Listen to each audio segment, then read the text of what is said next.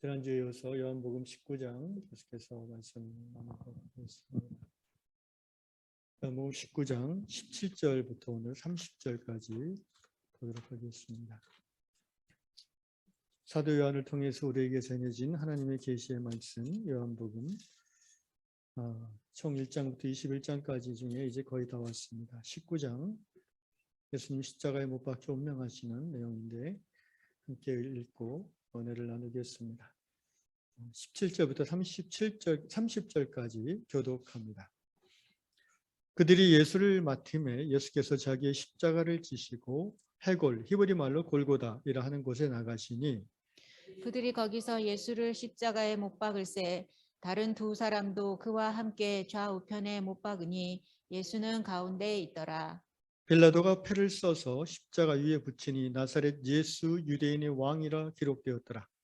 예수께서 못 박히신 곳이 성에서 가까운 고로 많은 유대인이 이 패를 읽는데 히브리와 로마와 헬라 말로 기록되었더라. 유대인의 대제사장들이 빌라도에게 이르되 유대인의 왕이라 쓰지 말고 자칭 유대인의 왕이라 쓰라 하니 빌라도가 대답하되 내가 쓸 것을 썼다 하니라. 군인들이 예수를 십자가에 못 박고 그의 옷을 취하여 네 깃에 나누어 각각 한 깃씩 얻고 속옷도 취하니 이 속옷은 호지 아니하고 위에서부터 통으로 짠 것이라. 군인들이 서로 말하되 이것을 찢지 말고 누가 얻나 제비 뽑자 하니 이는 성경에 그들이 내 옷을 나누고 내 옷을 제비 뽑나이다 한 것을 응하게 하려 함이러라. 군인들은 이런 일을 하고 예수의 십자가 곁에는 그 어머니와 이모와 글로바의 아내 마리아와 막달라 마리아가 섰는지라. 예수께서 자기의 어머니와 사랑하시는 제자가 곁에 서 있는 것을 보시고 자기 어머니께 말씀하시되 여자여 보소서 아들이니이다 하시고 또 그 제자에게 이르시되 보라 내 어머니라 하신대 그때부터 그 제자가 자기 집에 모시니라. 그 후에 예수께서 모든 일이 이미 이루어진 줄 아시고 성경을 응하게 하려 하사 이르시되 내가 목마르다 하시니 거기 신포도주가 가득히 담긴 그릇이 있는지라.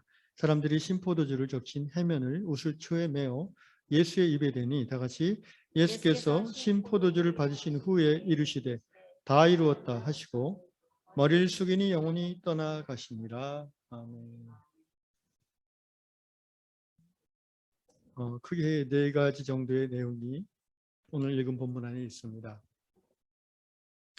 먼저 17절부터 22절 보면은 예수님이 이제 로마 병정들에게 인계되어서 빌라도가 십자가에 못 박도록 내주었죠. 그래서 십자가형을 집행하는 십자가 처형, 사형에 해당되는 방식인데요. 그것은 이제 로마 총독만이 집행할 수 있는 권한이 있습니다. 그래서 로마 군인들이 예수를 십자가를 지게 하고 해골, 히브리 말로 골고다, 골고다 언덕, 우리가 흔히 예수님 십자가 돌아가신 곳을 골고다 언덕이라고 하는데 그 말은 이제 히브리 말, 좀 정확히 말하면 아람어입니다. 그 당시 일반인들이 쓰던, 유대 사람들이 쓰던 말이 아람어이기 때문에 아람어로는 이제 골고다, 해골이라는 의미고 말 그대로 해골바가지 형태로 위에서 보면 보입니다. 과거에는 예루살렘 성 바깥에 있었는데 지금 예루살렘 성이 확장돼서 이제 이 예루살렘 성 안에 이 골고다가 있고요. 여기에 가면은 그 기념교회가 있습니다. 근데 여러분 이 골고다에서 예수께서 십자가에 달려 죽으셨다. 근데 또 우리가 찬송가에 보면 갈보리 산 위에 십자가 섰으니 그죠? 십자가 섰는 곳을 갈보리라고도 합니다. 어느 게 맞습니까, 여러분? 골고다가 맞습니까? 갈보리가 맞습니까? 네, 둘 다 맞습니다. 이 골고다라는 말은 이제 말씀드린 대로 아람어고요. 갈보리란 말은 라틴어입니다. 칼파라는 라틴어에서 나온 말인데 역시 해골이라는 의미입니다. 그래서 18절에 보면 거기서 예수께서 십자가에 못 박히시죠. 그런데 예수님 혼자 못 박히신 게 아니고 좌우편에 강도라고 표현되어지는 다른 십자가 처형받는 죄수들이 있습니다. 예수는 가운데 있더라. 다른 복음서에서는 굳이 이렇게 표현 안 하는데 사도 요한은 굳이 예수가 십자가 세 중에 가운데 있다는 것을 강조합니다. 그리고 19절에 보면 이제 빌라도가 총독 빌라도가 그 십자가형을 당하는 죄인의 위에다가 이제 죄명을 적는 게 관례거든요. 이거는 뭐 동서고금을 막론하고 비슷한 것 같아요. 그 옛날에 이제 죄인들에게 이 이마에다가 그 죄목을 새기는 그런 일도 있었고요. 또는 그 죄인의 목에 이제 압송해 갈 때에 목에다가 나무 판자를 걸고 거기다가 죄명을 적는 그런 일들도 영화에서 가끔 보지 않습니까?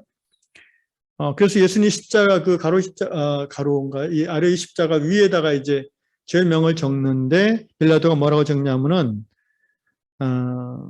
Jesus of Nazareth, 나사렛 예수, the King of Judea, 유대의 왕 이렇게 적었습니다.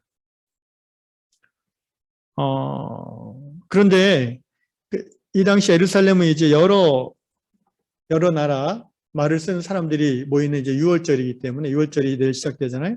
그래서 그리스 말, 그다음에 로마 말, 히브리 말 이 세 가지로 나사렛 예수 유대인의 왕 이렇게 쓴 거예요.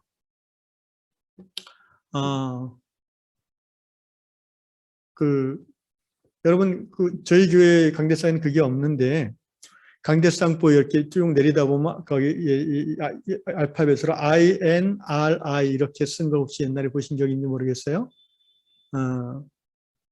이 보통 뭐 INRI에서 이제 라틴어로 예수스 오브 나사렛 그다음에 루럴 오브 더 주데아 이런 의미로 영어로는 번역할 수 있는데 바로 이 말을 쓴 거예요. INRI가 라틴어 약자예요. 나사렛 예수 유대인의 왕. 예수님의 죄명을 이 강대상이 이렇게 왜 그렇게 할까요? 예, 바로 예수 십자가 죽으심을 기억하라는 의미죠. 그 죄명이 바로 여기서부터 나오는 것입니다. 근데 이제 21절에 보니까 유대인의 대제사장들이 예수님을 십자가에 못 박게 사주하고 충동질했던 이 악한 대제사장들이 로마 총독 빌라도에게 요청합니다. 유대인의 왕이라 쓰지 말고 자칭 유대인의 왕이라 써라. 그렇게 쓰게 하라. 왜 그렇게 요청했을까요?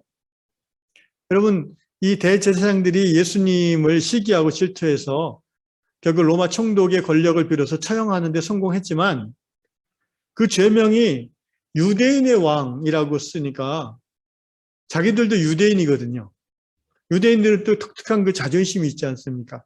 겉으로는 로마 총독의 권력에 굴복하지만 속으로는 로마 총독도 더러운 사람, 이방인 개와 같이 여긴다고 그랬잖아요. 이방인들을. 그러니까 이방인들이 자기네 유대인의 왕을 죽인다는 것을 사람들이 알아들을 것 같으니까 그 기분이 나쁜 거예요. 반면에 빌라도는 뭐라고 합니까? 내가 양보할 수 없다 이거는. 내가 그렇게 죄가 없다고 이 사람을 주장했고 놓아주려고 했는데 너희가 억지로 지금 죽이는 거 아니냐? 나는 더 이상 양보 못한다. 이 사람의 죄는 나사렛 예수 유대인의 왕 그대로다. 라고 양보를 안 해요. 한편으로 로마 총독인 빌라도는 유대인들에게 어떤 제시하는 거예요. 너희 왕이 여기 있지? 너희 왕은 내가 십자가에 달려 죽게 한다. 그러니까 너희 왕이라는 것이 별거 아니다. 까불지 마라. 이런 거죠. 이런 복합적인 심리를 마음에 숨긴 채 이제 서로의 요청을 얘기를 나누는 것입니다. 자, 23절부터 봅시다. 오늘 우리의 상식으로 잘 이해하기 어려운 내용인데요. 무슨 말입니까? 예수님의 옷을 나눠 가져요. 누가? 로마 군사들이 4명이서. 아무리 병사들이 월급이 적다 할지라도 뭐 부유한 사람들은 될 수 없겠지만 그 당시에도 아무리 가난해도 이 남이 입던 옷을 그것도 피 묻고 땀 묻고 막 온갖 오물이 묻은 옷일 텐데 그것도 옷이 하나니까 그거를 찢어가져요. 4개로. 여러분 우리라면 그렇게 할까요? 이거는 이 시대의 문화와 사회 상황을 이해 못하면 전혀 납득이 안 가는 사건들입니다. 다시 말하면 그 당시 옷은 굉장히 중요하고 비싼 물건이었어요. 일반 사람들은 옷 한두 벌 가지고 평생 살아요. 예수님은 그러니까 속옷 하나하고 겉옷 하나 걸치는데 그게 그 당시 일반 사람들의 보통 복장입니다. 남자들은 그래요. 단순하게 두 개 딱 걸치고 뭐 아래의 구분도 없어요. 그냥 포대기 같은 거 속에 걸치고 위로 겉옷 걸치는 거예요. 그 두 개가 전 재산인 사람도 있어요. 그래서 율법에 신명기 율법에 뭐라는 말이 있어요? 옷을 저당 잡힌다는 얘기가 나와요. 가난한 사람이 너무 먹고 살 게 없어 옷을 저당 잡히면은 그 저당 잡은 사람은 밤에는 그 옷을 잠깐 돌려주라 이런 얘기도 있어요. 왜? 그 가난한 사람이 밖에서 자다가 얼어 죽으니까. 곧 겉옷이란 건 뭐예요? 담요예요. 이부자리예요. 그래서 아무리 더럽혀진 옷이라 해도 이게 바로 팔면 돈이 되는 거예요. 그 로마 병사들의 그 한 끼 식사값이 나오는 거겠죠. 그래서 나눠 갖는 거예요. 근데 더 이해가 안 가는 거는 속옷도 나눠 가져요. 속옷. 이 속옷은 23절 끝에 보면 이 속옷은 호지 아니하고 위에서부터 통으로 짠 것이라. 보통 이렇게 속옷은요, 그 당시 속옷이 이렇게 따로 없어요. 그냥 천 같은 거를 이렇게 둘둘 이렇게 이 다리 사이에 껴서 이렇게 마는 거죠. 남자나 여자나 그렇게 하는 거죠. 여자들은 좀 더 이렇게 복잡하게 하죠, 많이. 그런데 예수님의 속옷은 그게 아니라 위에서부터 그냥 써서 이렇게 위하고 아래가 하나로 이어지는, 요새 말하면 뭐죠? 여성들이 그런 속옷이 있는 것 같은데 뭐가? 하여튼 그런 스타일인 거예요. 역시 지저분하고 역시 냄새나고 더러운 거죠. 그런데 기록에 의하면 이런 그 통으로 짠 속옷은 제사장들이 속에 입는 속옷의 스타일이에요. 그 은행 계좌 하나도 없었던 예수님이, 가난한 예수님이 어떻게 이 좋은 스타일의 속옷을 가지고 계셨을까요? 선물 받았겠죠. 오늘날 우리가 뭐 요새는 뭐 안 그러지만 예전에는 목사님한테 양복 이렇게 선물하고 그런 경우가 있지 않았어요? 마찬가지로 예수님이 랍비라 불리는 율법학자였고 선생이었으니까 개중에 여유 있는 사람이 예수님의 옷도 챙겨줬을 것이라 생각을 합니다.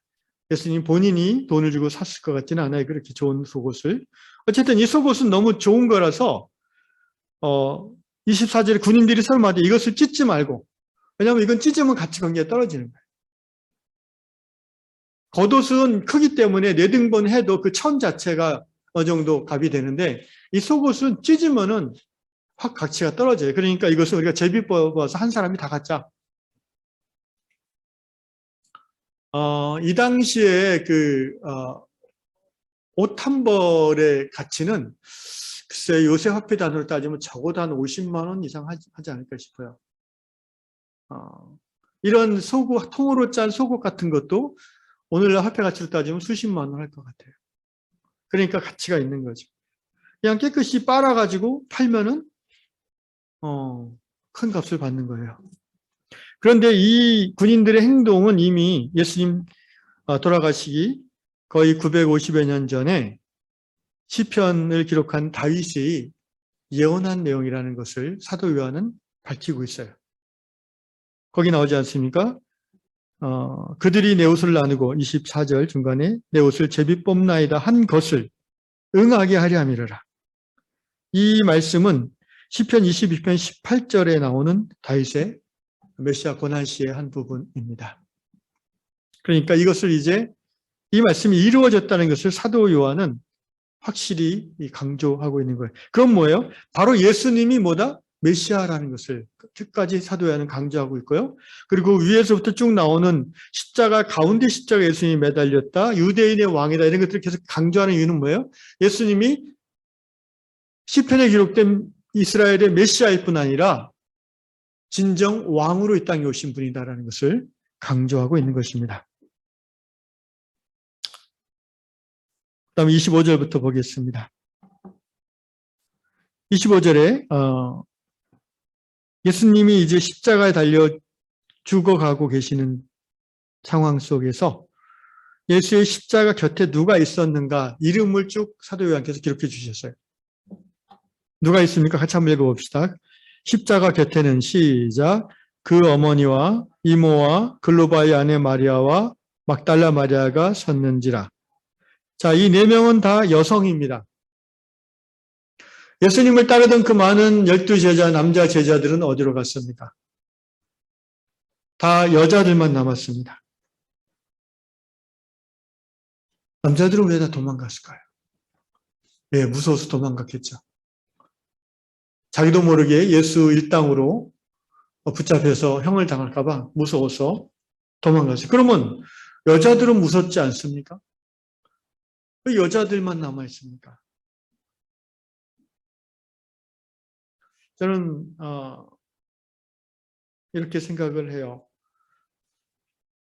이게 참 어떻게 보면은 여성의 위대함인데, 어머니 마리아는 그렇다 치고, 그죠?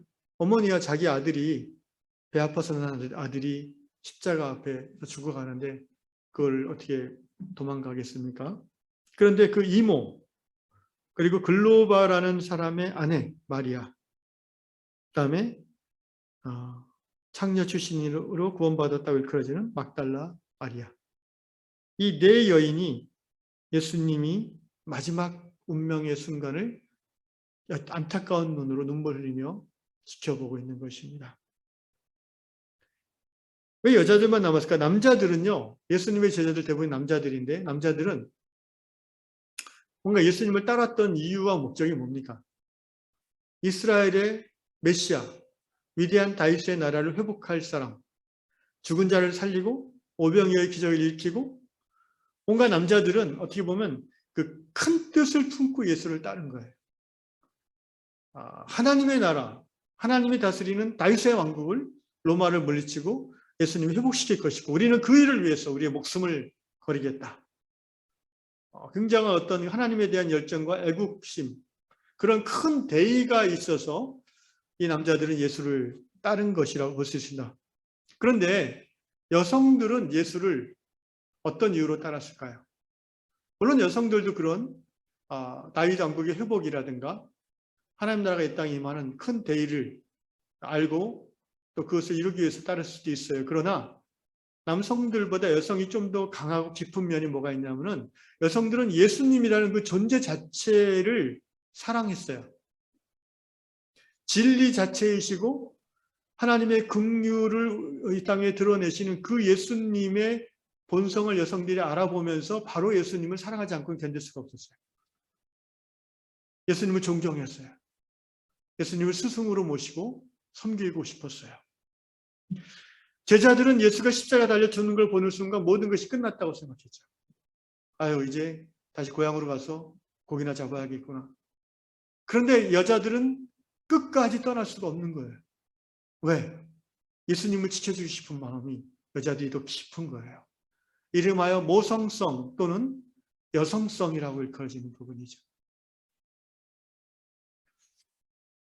어떻게 보면 교회를 교회답게 하고 세상을 하나님 나라로 바꿔갈 수 있는 힘은 어떤 큰 뜻, 대의, 진리, 하나님 나라의 원리, 이런 것들도 필요하겠지만, 삶의 그 디테일한 영역 속에서 한 사람 한 사람을 보듬고 아픈 사람을 껴안고 외로운 사람을 다독여주면서 함께 가는 이 여성적 영성, 이것이 있어야지 이 땅에 하나님 나라 교회가 교회다워질 수 있다고 생각을 합니다. 그런 의미에서 우리 요양교회에도 이 어머니와 같은 우리 권사님들이 있는 것이 얼마나 감사하고 또 감사한지 모릅니다. 예수님의 곁에 끝까지 위험을 무릅쓰고 예수님을 지키고자 하는 마음으로, 그 마지막 순간의 외로움을 함께 달래주고자 하는 마음으로 예수의 죽음을 바라보고 있는 이 네 분의 여성, 우리 요양의 모든 권사 집사님들이 이들의 신앙을 본받아서 끝까지 서로 지켜주는 그런 교회의 직분들 되시기를 축원합니다. 이제 26절 들어가서요. 또 우리가 이해하기 어려운 그런 내용인데, 예수께서 이제 마리아를 바라보시면서, 흔히 이 부분을 이제 어버이날에 이제 효도하는 예수님이라는 그런 주제로 목사님들이 설교를 합니다. 죽을 때에 어머니 홀로 남겨두고 먼저 죽는 그 불효자의 마음으로 어머니의 앞날을 그래도 좀 먹고 사는 집안인 요한에게 부탁했다. 뭐 이렇게 설명을 할 때가 있는데 뭐 인간적으로 그렇게 볼 수도 있겠으나 그렇게만 보기에는 뭔가 좀 굉장히 어색한 부분이 있어요. 그리고 성경의 다른 부분들이 뒷받침하는 내용하고 좀 달라요. 무슨 얘기냐면은 보십시오. 예수님이 자기 어머니와 사랑하신 제자, 이 사랑하신 제자가 이제 이 사도 요한이죠. 이 요한복음을 기록한 보시고 어머니에게 말합니다. 여자여 보소서 아들이니이다 이렇게 말씀하세요. 여자여 그럽니다. 이 여자라는 말은 이 원어에는 귀나이라는 단어를 쓰는데 이건 굉장히 그 오피셜한 용어예요. 엄마 뭐 이런 얘기가 아니고 여성을 공식적으로 높여 부르는 표현입니다. 그런데 예수께서 요한복음에서 여기서만 한 게 아니고 요한복음 2장에 보면 여러분 기억하십니까? 가나의 혼인잔치? 거기 어머니 마리아가 그 혼인집에 어떤 그 연회를 책임지는 위치에 있어서 포도주가 떨어졌을 때 예수님과 제자들이 앉아있는데 와서 포도주가 떨어졌는데 어떻게 좀 해주세요 이렇게 요청했잖아요. 그때 예수가 뭐라고 했어요? 예수님이 어머니를 보고 귀나이 여자여 이랬어요. 이 일이 나와 무슨 상관이 있나이까? 내 때가 아직 이르지 아니하였나이다 라고 예수님은 거절했죠. 그때도 어머니, 엄마 이런 표현이 아니라 여인이요. 이게 우리 요새 말로 한다면 굳이 한다면 뭐 여사님 이 정도의 표현이 여사님. 프랑스 말에 이제 마드모아젤 이런 정도의 여성을 높여 부리는 공식적인 호칭이라고 볼 수 있습니다. 그렇게 예수님께서 마리아를 부르시면서 보소서 아들이니이다. This is your son. 그리고 그 제자 사도 요한에게는 보라, this is your mother. 너의 어머니다.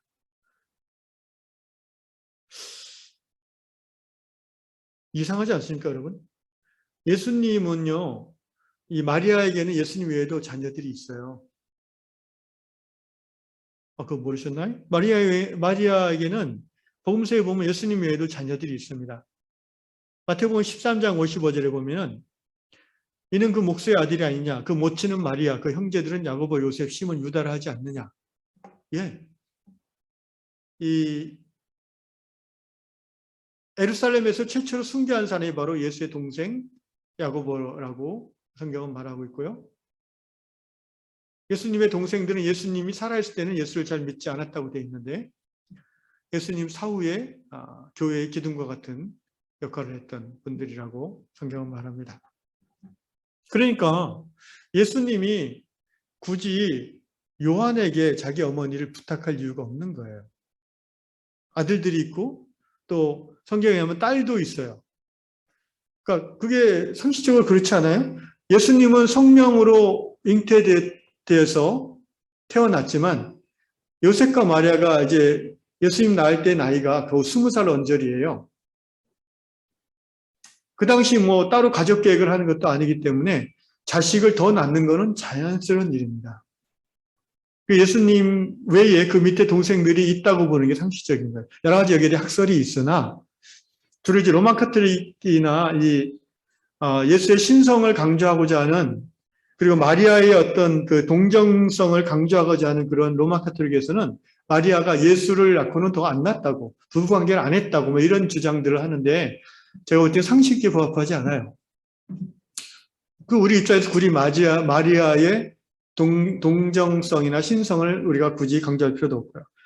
그래서 마리아는 예수를 낳고도 애를 더 많이 낳았다. 왜? 남편과 함께 사니까 당연히 애를 낳는 거죠. 그래서 예수님의 형제들이 있기 때문에 어머니를 예수님의 형제들이 낳는 게 자연스러운데 왜 예수님은 그것을 말하지 않고 자기의 제자 중 한 사람이 요한에게 어머니를 위탁했을까요? 이것을 포함해서 이제 예수님께서 십자가상에서 몇 마디 말을 하시죠? 7마디 말을 합니다. 7마디 말. 그런데 이제 그 7마디 말을 한다는 자체가 우리는 그냥 가상칠언 해가지고 늘 고난주간에 듣던 말씀이기 때문에 그러려니 하는데 제가 이 본문을 이번 주에 다시 묵상해 보니까 좀 이상하다는 느낌을 받았어요. 뭐냐면은 자, 가상칠언 예수님 십자가 달리셨어요. 그때 이제 했던 첫 번째 말이 뭐예요? 아버지여 저희를 사하여 주옵소서. 지금 자기가 고통 가운데 죽게 됐는데 예수님이 하신 첫 번째 십자가상의 말씀은 자기를 못 박은 사람들을 용서해 달라는 기도였어요. 놀랍지 않습니까? 여러분, 저와 여러분 같으면 그럴 수 있겠습니까? 우리는 이 코로나로 목구멍만 아파도 만사가 귀찮고 누구를 배려한다는 것은 잘 생각 못 하잖아요. 우리는 몸이 조금만 아프고 불편해도 거기에 완전히 집중해서 뭔가 다른 사람, 다른 일에 대한 배려를 하기가 어려운 정도의 사람들인데 예수님은 그 정도 코로나로 목구멍 아픈 정도가 아니고 지금 채찍에 엄청 맞고 완전히 피와 땀이 다 뽑아지고 양손과 양발에 대못이 박힌 상태잖아요. 그리고 그 무게가 체중이 지금 발과 손을 끌어당겨가지고 중력에 의해서 거의 막 여러분 그 고통을 숫자를 표현하는 게 1부터 10까지가 있어요. 아기 날 때 고통을 보통 한 5에서 6이라고 합니다. 말기 암 환자의 고통을 거의 막 9, 10 정도로 봐요. 산통을 막 6, 7, 5, 6, 7 이렇게 보고 예수님의 고통은 어느 정도 가요? 저는 거의 뭐 말기 암 환자의 고통에 도달한다고 생각합니다.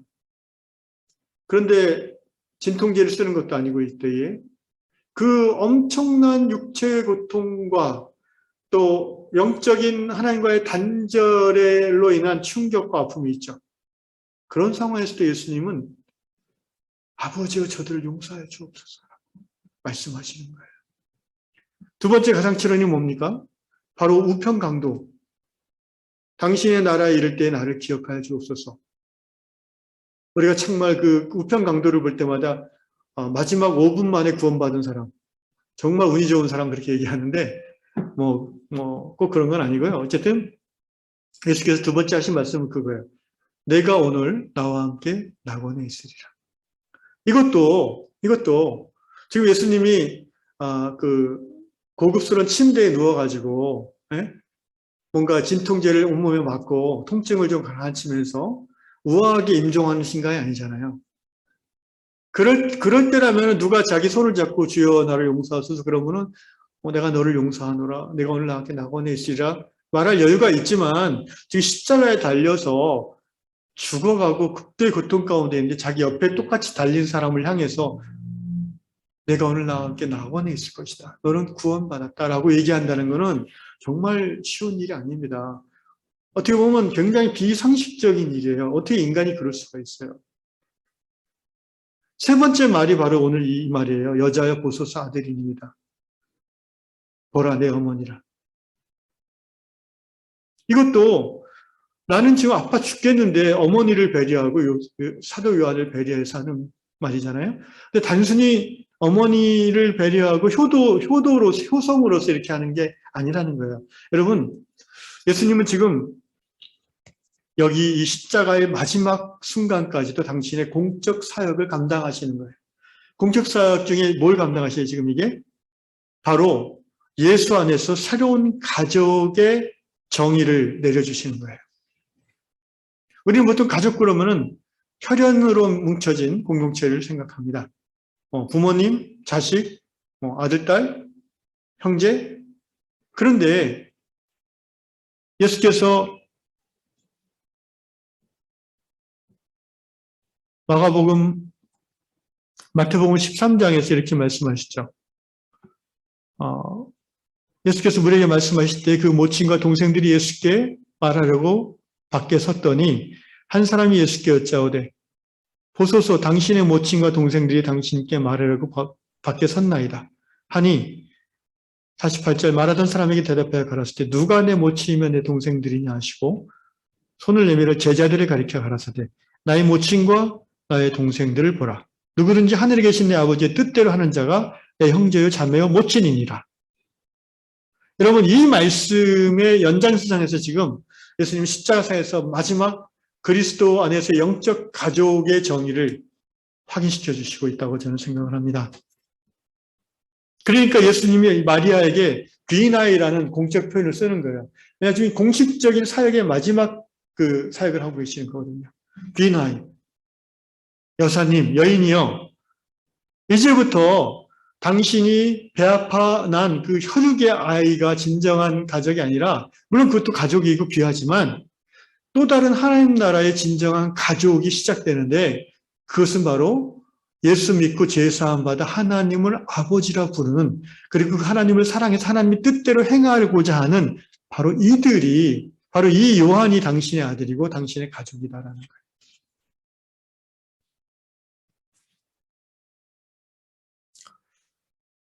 예수님은 십자가상에서 돌아가시는 그 마지막 6시간, 극도의 육체적 고통과 절망 속에서도 당신이 부르심 받은 그 사명을 끝까지 이루어 가고 계십니다. 저는 이 말씀을 다시 묵상하면서 정말 예수는 대단한 사람이었다라는 생각이 들어요. 여러분, 이 표현이 어색한가요? 예수가 대단한 사람이었다. 맞는 말 아니에요? 그리고 예수가 우리가 똑같은 별 볼 일 없는 사람이었어요? 아니, 별 볼 일 없진 않죠. 우리도 대단한데 미안합니다. 예수님은 정말 뭐라고 할까요? 대단히 강인하고 치열한 분이었다는 생각이 들어요. 왜냐하면 하나님 이 땅에 당신이 보내신 그 사명을 죽는 그 순간까지 실천하시는 거예요. 구약 성경의 메시아에 대하여 기록된 예언의 말씀을 끝까지 다 이루고자 하시는 거예요, 지금. 그리고 하나님 나라의 진리들을 끝까지 드러내고자 하시는 거예요. 사실 아파 죽겠는데 그 얘기 안 해도 되는데 굳이 십자가상에서 이렇게 큰 소리로 아래에 들렸으니까 이게 기록됐을 거 아닙니까? 들릴 정도로 큰 소리로 힘을 내서 말하는 게 쉬운 게 아니잖아요. 근데 예수님이 그렇게 일부러 말씀하신다니까요. 여자여, 당신의 아들입니다. 내 어머니다. 네 번째 말씀, 엘로에 엘로에 라마 사박다니. 나의 하나님 어찌하여 나를 버리시나이까. 하나님에 대해서 공적인 언어를 쓰죠. 역시 나의 하나님이라고, 아버지라고 안 하시고 나의 하나님이라고 하시죠. 그게 예수님께서 십자가상에서 하나님께 질문하는 거예요. 어찌하여 나를 버리시나이까. 거기에 대해서 하나님이 대답하지 않으셨어요. 예수님은 그 대답을 듣지 못했어요. 그러나 상관없어요. 다섯 번째 예수님의 십자가상의 말씀이 뭡니까? 내가 목마르다. 근데 여러분, 십자가상에서 누차 말씀드리지만 너무나 아프고 힘든데 왜 내가 목마르다 이렇게 얘기하세요? 이게 아래에 들릴 정도로 왜 얘기하세요? 이것이 공적인 사역의 마지막 순서라는 거예요. 예수님은 두 가지 의미에서 이렇게 실제로 이제 예수가 완전한 인간인 것을 드러내시는 거예요. 인간이니까 피가 다 빠지고 물이 새니까 목이 극도의 갈증이 오겠죠. 내가 목마르다. 타는 목마름이죠. 또 하나 영적으로 이것을 우리가 이렇게 해석할 수 있어요. 죄 없는 예수가 십자가에 달려 죽을 수밖에 없는 불의한 세상, 악이 관영한 세상, 그 세상을 보면서 예수는 영적으로 목마르다라고 하시는 거예요. 하나님의 의와 하나님의 공의가 갈급한 거예요. 그것이 이루어지는 것에 대한 갈급함을 내가 목마르다라고 표현하셨다고 생각해요. 오늘 우리 시대에도 동일하게 예수께서는 이 시대를 보면서 내가 목마르다라고 얘기하신다고 생각합니다. 이 시대의 어떤 부분을 보면 예수님의 목마름이 해갈되는 그런 삶의 모습들도 있을 수 있어요. 하나님의 공의가 실천되어지고 자비와 긍휼이 이루어지는 사회, 세상, 교회. 그런데 또 어떤 다른 교회 세상을 보면 예수님이 여전히 내가 목마르다라고 얘기할 수밖에 없는 불의하고 악한 구조 속에서 죽어가는 사람들. 그래서 예수님은 내가 목마르다라고 굳이 힘을 내서 고통 가운데 얘기하셨다라고 저는 생각을 하고요. 마지막으로 예수께서 여섯 번째 다 이루었다라고 하셨어요. 테텔레스타이. 다 이루었다.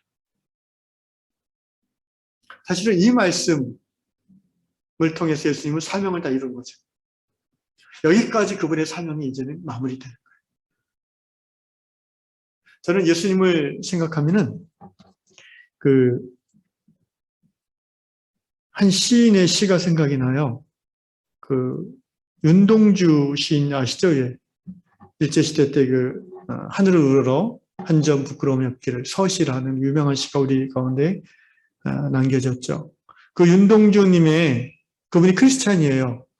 그 명동마을 문익환 목사님하고 같은 마을 친구잖아요. 이 윤동주님이 일제시대 때 이제 일본 동경유학 중에 동지사 대학인가요? 제가 또 거기 가봤었는데 윤동주 시비가 그 안에 있더라고요. 근데 이제 그 일본 형사에 잡혀가지고 감옥에서 생체 실험으로 대상으로 생체 실험 당하다가 죽었어요. 27살 때인가 젊은 나이에 정말.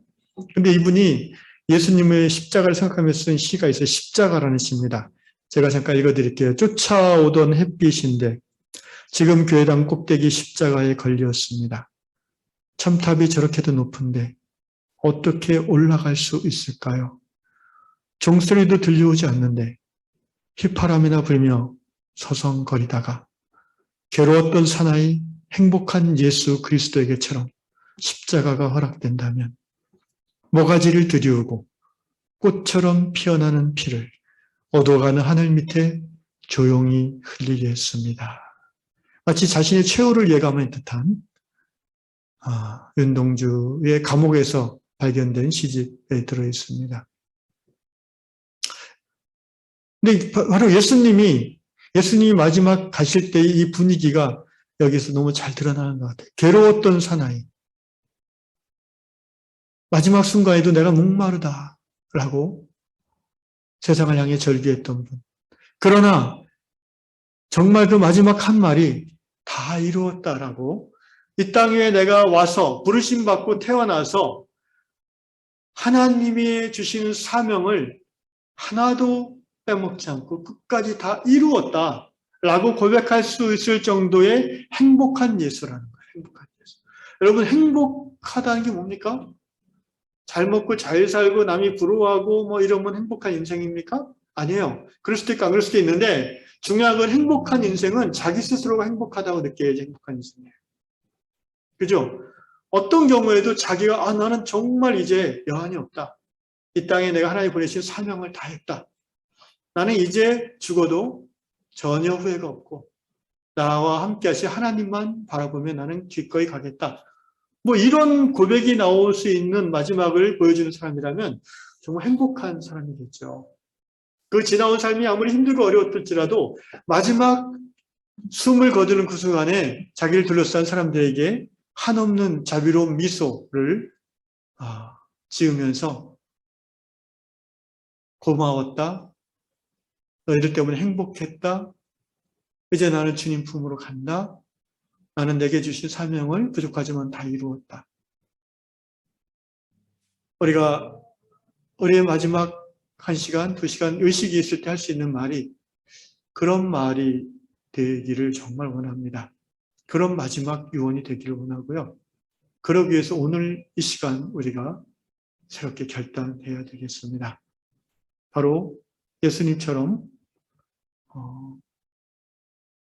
내가 지금 살아가는 이유와 목적이 내 일신의 편안함, 나의 어떤 욕망의 해소, 내 욕구의 실현이 아니라 내게 주신 사명, 하나님의 부르심, 하나님 나라, 교회, 바로 그것을 위해서 나의 남은 삶을 최선을 다해서 하나님께 드리겠다라는 고백이 오늘부터 시작되어질 때에 우리의 마지막 유언이 예수님처럼, 예수님과 똑같이는 못하겠지만 부족하지만 주님, 제가 조금은 이루고 주님 앞에 가는 것 같습니다. 이렇게 고백하게 될 줄 압니다.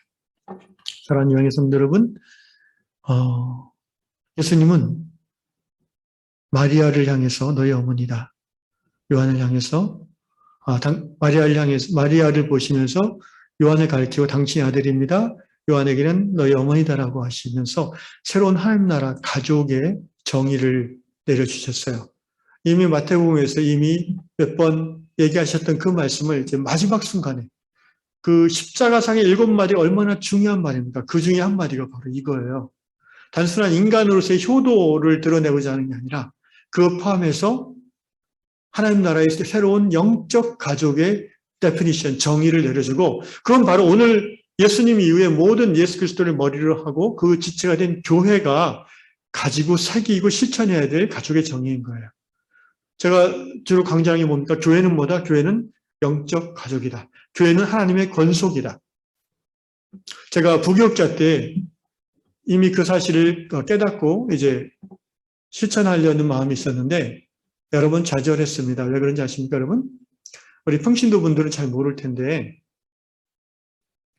한국 교회의 이 아주 성경적으로 이제 합당하지 않은 제도가 하나 있는데 그게 부교육자 제도예요. 부목사, 전임전도사, 그 명칭 자체가 잘못됐다는 게 아니라 어떤 면에서 잘못됐냐면은, 자, 교회가 그리스도의 몸의 지체들이잖아요. 공동체잖아요. 그런데 제가 전임전도사나 부목사 할 때 저는 그 교회의 공동체의 멤버가 될 수 없었어요. 왜 그럴까요? 매년 당회에서 당신은 여기 있지 않아야 되겠어요. 그러면은 쫓겨나는 거예요.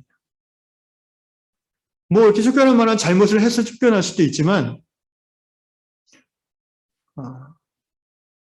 여러분 그런 거 아세요? 아시잖아요. 예.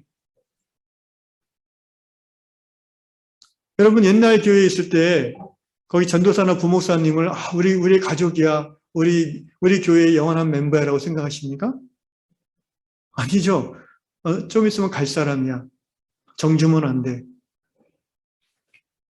그래도 어떤 교회는요, 큰 교회들은 부목사님이 한 교구를 오래 못 맡게 해요. 성도들하고 정든다고. 이상하지 않아요, 여러분? 교회가 왜 그러죠?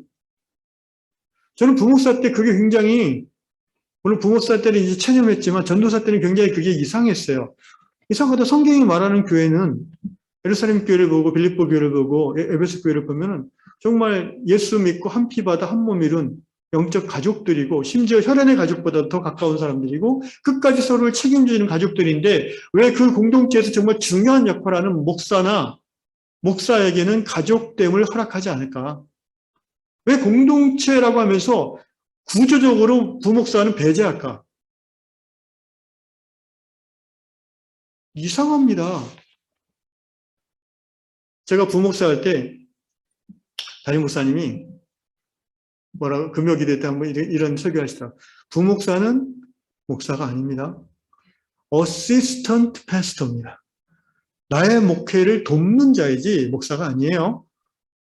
그러니까 뭔가 이게 부목사들 견제하는 말을 너무 세게 하셨어요.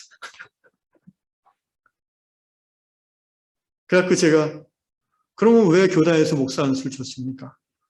안 주고 그냥 전도사로서 계속 있게 하지. 뭔가 교회가 커지고 사람들이 많아지니까 목사가 더 필요해서 목사를 고용했으면 목사로 인정을 해줘야지. 뭐 목사가 아니라고 하는 건 또 뭡니까? 그게 다 인간적인 마음들인 거예요. 왜 구조적으로 목사는 때가 되면 나가야 됩니까? 저는 목사가 70세가 되면 교회를 떠나야 돼요, 한국 교회는. 그래요, 안 그래요? 그 교회에 있으면 좋아해요? 여러분 잘 모르시는구나. 싫어해요. 후임 목사님이 힘들어해요. 그래서 목회 도덕, 목회 윤리라고 그래요. 후임자가 왔으면 가능한 그 동네에서 안 살고 딴 데로 이사 가야 돼요. 그러면 그 목사님은 20년, 30년 했던 신앙 공동체가 없어지는 거잖아요. 그럼 어디 가서 또 새로 시작해요, 그거를? 그래서 목사님들끼리, 은퇴 목사님들끼리 모이는 교회가 있어요. 은혜 없어요. 별로. 왜 목사는 공동체의 멤버가 될 수 없는가? 여러분, 이것이 한국교회 성경적인 교회론에서 벗어나 있는 중요한 한 지점입니다. 여기서부터 고민하기 시작하면은 성경적인 교회가 어떤 교회인지 답이 나와요. 저는 그 고민을 한 20년 가까이 하고 있고요. 근데 제가 이제 개척교회 때 전도사님을 이렇게 파트타임으로 써봤는데, 저는 이 마인드로 같이 끝까지 가자라는 마인드로 했는데, 그분은 또 자기 스스로 한 1, 2년 안에 갈 거라고 생각하더라고요. 물론 이제 부분 파트 사역이라서 그런지 모르겠어요.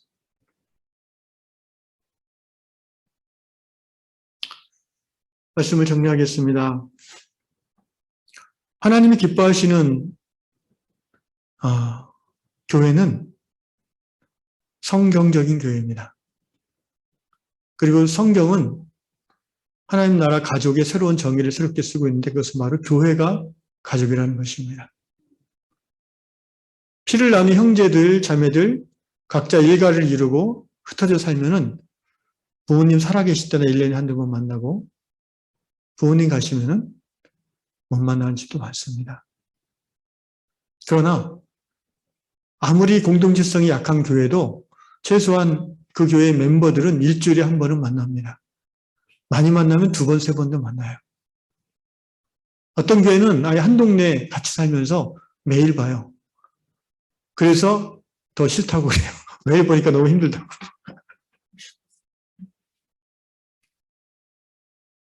저는 교회는 가족이라고 생각합니다. 그리고 나이 들었다고 가족에서 나가라고 하고 뭐 이제 기간이 됐으니까 나가라고 그러고 뭐 이런 것은 사실은 교회의 본질과 좀 먼 한국교회의 모습이 아닌가 싶습니다. 우리 위안 공동체가 현재의 모습은 그렇지 못하지만 앞으로 3년, 5년, 10년 후에 공동체라는 개념에 있어서 정말 성령이 인도하시는 공동체, 영적인 가족들이 이루어지는 그런 교회로 나아갈 수 있게 되기를 주님의 이름으로 축원합니다.